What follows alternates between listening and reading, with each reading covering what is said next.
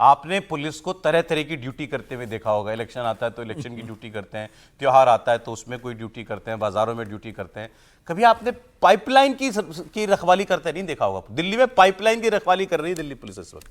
और बड़ा जितनी गर्मी है उसमें मैं तो हालत समझ सकता हूं कि देख रहे थे हम तस्वीरें कि पाइपलाइन के ऊपर चल रही है, पुलिस के जवान चल रहे हैं, बड़ा मुश्किल वो है। देखिए, एक तो ये है कि जो सप्लाई दिल्ली को होती है 1200 से ज़्यादा कुछ मिलियन गैलन की हर रोज़ सप्लाई इसको चाहिए दिल्ली को, उसमें 1000 मिलियन गैलन ही दिल्ली जो है वो अपने रिसोर्सेज से बना पा रहा है, चाहे हरियाणा से पानी आ रहा है या उत्तर प्रदेश से आ रहा है या जो उनके अपने ग्राउंड वाटर से निकालते हैं उससे आ रहा है या जो गंगा वाटर है या बाकी सब चीज़ें हैं उनसे आ रहा है। अब ये जो कमी है इसको पूरा कैसे किया जाएगा? या तो हरियाणा ज़्यादा पानी भेजे तो पूरा किया जाएगा, या फिर किसी और तरह की व्यवस्था हो कहीं और से, हिमाचल से। अब अगर हिमाचल से भी पानी आया तो हरियाणा के थ्रू आ रहा है वैसे, जो नहीं तो हरियाणा के थ्रू ही आएगा ना, आएगा तो उनको भी छोड़ना पड़ेगा। तो किसी ना किसी तरह की व्यवस्था करनी पड़ेगी। जहां तक देखिए स्टेटहुड का सवाल है कि दिल्ली में क्या स्टेटहुड के कारण समस्या सॉल्व हो जाएगी। बीजेपी ने 2014 में अपने मैनिफेस्टो में रखा था ना, हम पूर्ण जो है स्टेटहुड देंगे। 2013 में दिल्ली ने, बीजेपी ने कहा था ना हम स्टेटहुड देना चाहते हैं दिल्ली को। तो अब अगर कोई है तो या वो सारी गोल नहीं की जा सकती बात। अब अगर अरविंद केजरीवाल जेल में है तो या तो अरविंद केजरीवाल उसके लिए शायद असेंबली की सहमति भी चाहिए ना। बिल्कुल चाहिए। तो असेंबली की सहमति कैसे आएगी? नहीं तो अच्छा, ये तो केजरीवाल साहब तो देने के लिए तैयार है, वो तो तैयार है ना। हाँ, ठीक बात है। तो अगर पूरा स्टेटहुड देना है तो वो उस तरह से करें। अगर पहले या तो मैनिफेस्टो में अपने नहीं रखना चाहिए था कि हम स्टेटहुड देना चाहते हैं, से जो स्थिति बनी हुई है ये इसको रिजॉल्व होना चाहिए कि क्या करना चाहिए। सही बात है प्रोफेसर साहब। देखिए, मुझे तो लगता है इसका एक सीधा उपाय है। सबसे पहले दिल्ली का स्टेटहुड का जो अभी भी जो स्थिति है, यहाँ पर मल्टीपल एजेंसीज काम कर रही हैं और मल्टीपल एजेंसीज काम करने के कारण हो क्या रहा है कि दोषारोपण करने में बहुत आसान हो जाता है। हालांकि दिल्ली जल बोर्ड जो है वो जब से दिल्ली सरकार के हाथ में आया है तब से इनके पास कोई कारण नहीं बन गया। यदि कल जाकर के दिल्ली जल बोर्ड जो होता, यदि भारतीय जनता पार्टी के क्षेत्र में होता, यदि उस पर काबिज भारतीय जनता पार्टी होती तो देखते यही आम आदमी पार्टी वाले जो है वो भारतीय जनता पार्टी के दफ्तरों के आगे प्रदर्शन कर रहे होते, मटका फोड़ रहे होते और उनका यही कहना होता कि देखिए ये चूंकि इन पर राज जो है, इनके व्यवस्था जो है, इनका प्रबंधन जो है सारा भारतीय जनता पार्टी के अधीन है, इसलिए इनको ये जिम्मेदार है। दिल्ली को यदि पानी नहीं मिल रहा है, यदि म्युनिसिपल कॉरपोरेशन में होते तो ऐसी स्थिति नहीं होती। आज दिल्ली सरकार भी इनके पास है या दिल्ली जल बोर्ड भी इनके पास है, इसके बावजूद भी ये शुद्ध रूप से मिसमैनेजमेंट भी एक बहुत कारण है। क्योंकि ऐसा माना जा रहा है, एक आकलन है कि 30% पानी का वेस्टेज होता है जी। 30% पानी का यदि वेस्टेज हो जाए, आपने देखा होगा कि दिल्ली सरकार ने एक नोटिफिकेशन भी शायद निकाला कि भाई जो पानी का दुरुपयोग करेगा उसको दंडित किया जाएगा। अब इस दुरुपयोग की परिभाषा क्या होगी भाई? अब कैसे इस दुरुपयोग को परिभाषित करें?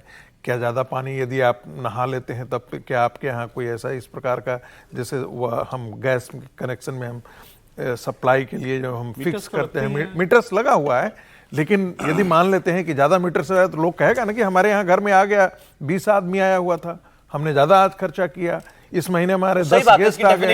इसका डेफिनेशन क्या है? आप हमने ज़्यादा यूज किया, हम इसका ज़्यादा पैसा दे रहे हैं। अच्छा, सवाल यह है कि आपने अपनी व्यवस्था चुस्त दुरुस्त नहीं की है, आप दूसरों पर सिर्फ दोषारोपण करते हैं और यही आपके राजनीति का मूलांश है। 2-3 इंपॉर्टेंट खबरें बची हुई हैं, लेकिन मैं जरा एक बार दिल्ली में जो ये स्पीकर को लेकर के चल रहा है वो चर्चा एक बार कर लेना चाहता हूं। क्या नाम चल रहे हैं सर स्पीकर को लेकर के?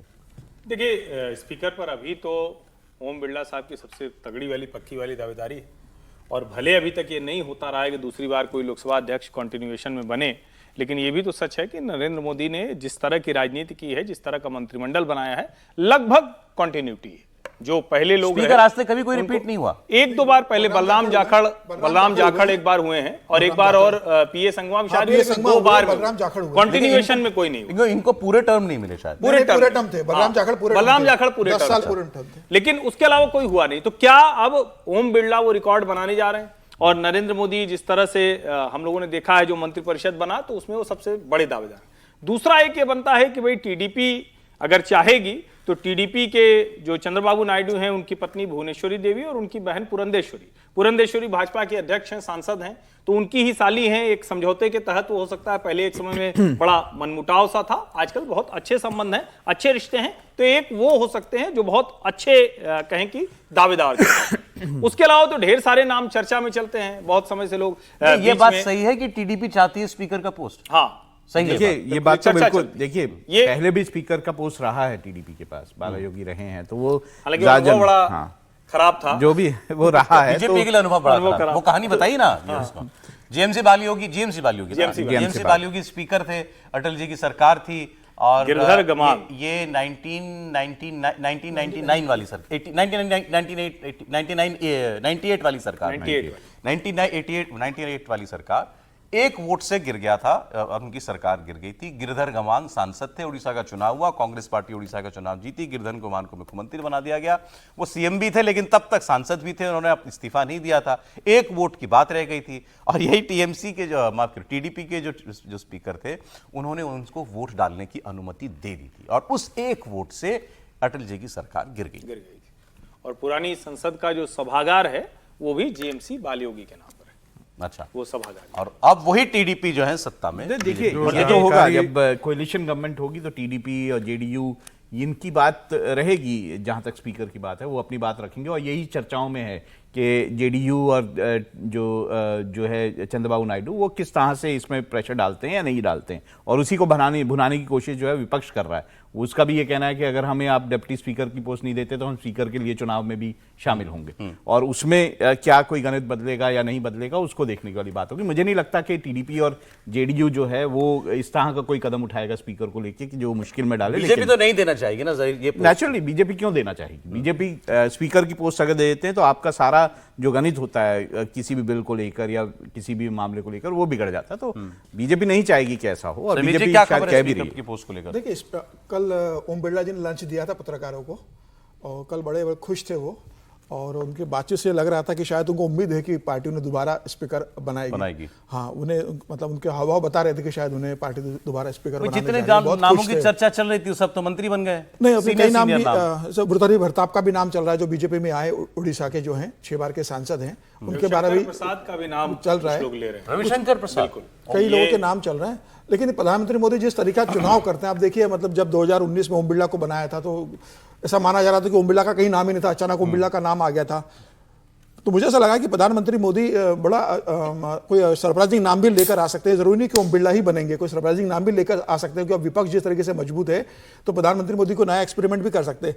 लेकिन मुझे लगता है कि जेडीयू अब लोकसभा का डिप्टी स्पीकर या स्पीकर मानने की कोशिश नहीं करेगी, क्योंकि राज्यसभा में ऑलरेडी हरिवंश जी जो हैं वो जेडीयू के करेक्ट। हाँ, तो उनका तो नहीं बनता उनका था। तो बन गया है, तो जेडीयू तो बाहर हो चुके हैं, जेडीयू इसमें डिमांड नहीं कर सकती। अब रही बात तेलुगु देशम पार्टी की, तो मुझे लगा कि तेलुगु देशम पार्टी को भी स्पष्ट कर दिया गया है कि आपको लोकसभा स्पीकर का पद नहीं दिया जाएगा। हालांकि कहा जा रहा है कि तेलुगु देशम पार्टी इस बात के लिए डिमांड कर रही है, लेकिन तेलुगु देशम पार्टी भी इस बात से सहमत हो गई है कि स्पीकर का पद भारतीय जनता पार्टी अपने पास रखने वाली है, और यह तय है कि बीजेपी का स्पीकर बनने जा रहा है।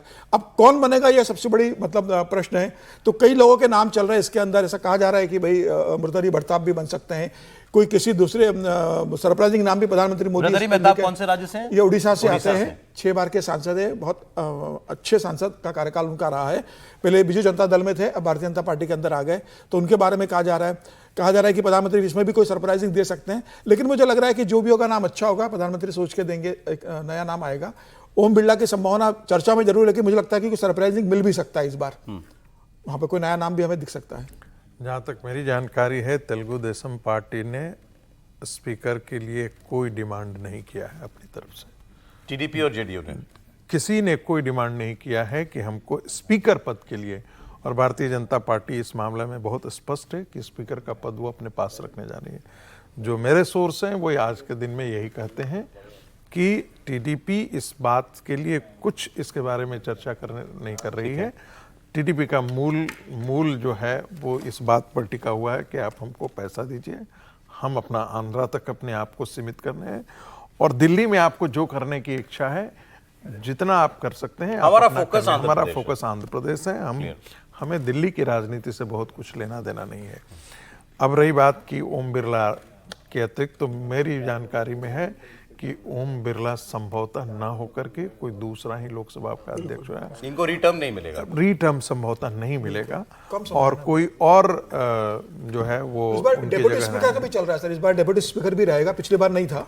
डेप्यूटी स्पीकर भी इंपॉर्टेंट है। बिल्कुल है, 2019 में दिया नहीं था, 2014 में तो दिया डेप्यूटी था, स्पीकर दिए नहीं थे विनोद। 2019 में नहीं दिया था, 2014 में एआईडीएम के थम्बुदरी को बना दिया था डेप्यूटी स्पीकर, 2014 में दिया था। इस बार 2019 में नहीं दिया था। कांग्रेस पार्टी चाह रही है कि डिप्टी स्पीकर का पद उसे मिले और ये परंपराओं का उदाहरण दिया जा रहा है कि ये परंपरा रही है कि जो डिप्टी स्पीकर होता है वो टीडीपी को विपक्ष डेप्यूटी मिलता दिया जा सकता है सर, लेकिन टीडीपी को डेप्यूटी दिया जा सकता है स्पीकर का पद। चलिए अच्छा सर, एक ब्रेक हमको यहाँ पर देना पड़ेगा। आप देख रहे हैं कहानी कुर्सी की। आपके राज्य से एक खबर आ रही है बिहार से, बिहार के एक सांसद साहब अभी जीत करके आए हैं, वो ठीक बोले हैं। सीतामढ़ी से। वो ठीक बोल रहे हैं। जो आज आप ठीक लग रहा है, मुझे तो बहुत आपत्तिजनक लगी बात नहीं, है। नहीं। खबर ये भी जल्दी से बता रहा हूँ, ब्रेक के बाद डिटेल में बात करेंगे। उन्होंने कहा कि ये यादवों ने और मुसलमानों ने मुझे वोट नहीं दिया, मुझे पता है, तब भी मैं जीत गया हूं, अब मैं इनका काम नहीं करूंगा। अब एक सांसद देश का ये बोले कि जिसने मुझे वोट नहीं दिया मैं उसके लिए काम नहीं करूंगा, तो वाकई अपने आप में बड़ी गंभीर बात है, आपत्तिजनक बात है।